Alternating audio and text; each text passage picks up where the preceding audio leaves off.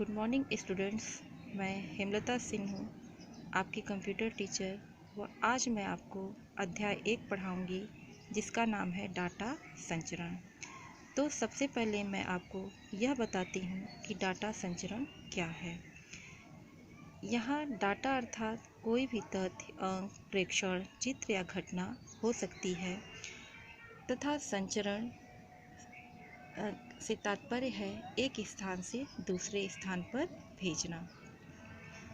और चित्र में जो है डाटा संचरण का प्राथमिक मॉडल दिया गया है।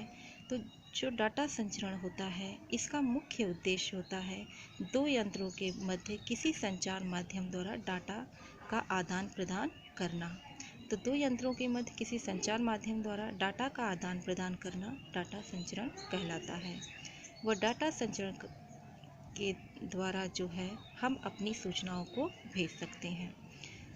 अब इसके जो मुख्य अवयव हैं इस संचार मॉडल के या डाटा संचरण के लिए, जो मुख्य घटक जो हैं, जो तत्व है इसके, सबसे पहले आता है इसमें संदेश, तो फिर प्रेषक, फिर संचरण माध्यम, ग्राही, फिर आता है हमारा संचरण प्रोटोकॉल। तो सबसे पहले हम बात करते हैं संदेश की।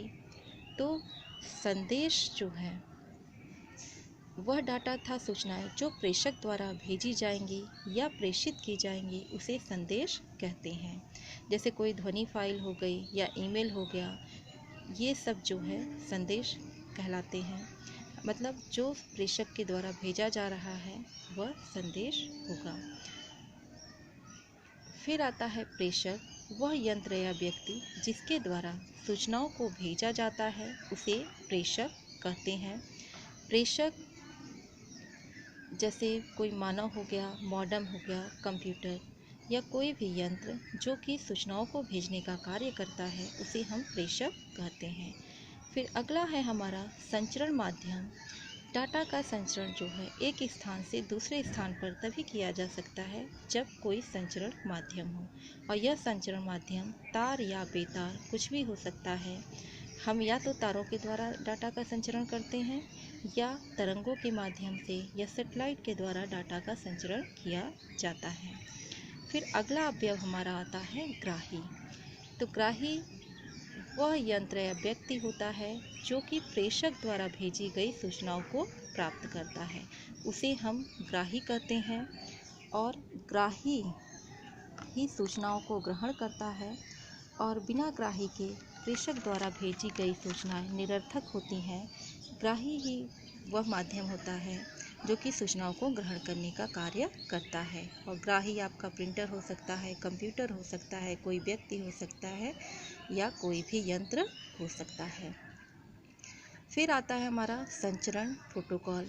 तो संचरण प्रोटोकॉल जब प्रेषक जो है डाटा का संचरण ग्राही तक करता है, या कह सकते हैं कि ग्राही को जब प्रेषक डाटा भेजता है तो उसे कुछ नियमों का पालन करना होता है। और ग्राही के साथ साथ प्रेषक भी कुछ नियमों का पालन करता है तथा ग्राही भी कुछ नियमों का पालन करता है। अगर प्रेषक और ग्राही नियमों का पालन नहीं करते हैं तो डाटा संचरण का कार्य सुचारू रूप से नहीं किया जा सकता है। तो यह जो नेटवर्क के नियम हैं, अर्थात प्रेषक से ग्राही तक सूचनाओं के भेजने के लिए जिन नियमों का पालन किया जाता है उन्हें हम संचरण प्रोटोकॉल कहते हैं। अगर हम संचरण प्रोटोकॉल का उपयोग नहीं करेंगे तो प्रेषक से ग्राही तक सूचनाओं का संचरण जो है सही रूप में नहीं हो पाएगा है। उदाहरण के लिए, जैसे प्रेषक अगर बहुत तेज़ गति से डाटा संचरण कर रहा है और ग्राही उसे प्राप्त नहीं कर पा रहा है तो प्रेषक द्वारा भेजी गई सूचनाएं निरर्थक हो जाएंगी। अतः दोनों के बीच में जो है तारतम्यता, कह सकते हैं सिंक्रोनाइजेशन जो है, तो यहाँ पे प्रेषक तथा ग्राही के बीच में एक सिंक्रोनाइजेशन होना, तारतम्यता होना जरूरी है। और इन्हीं नियमों का पालन करके जो है नेटवर्क का कार्य जो है सुचारू रूप से किया जाता है। तो यह हमारा विषय टॉपिक था डाटा संचरण।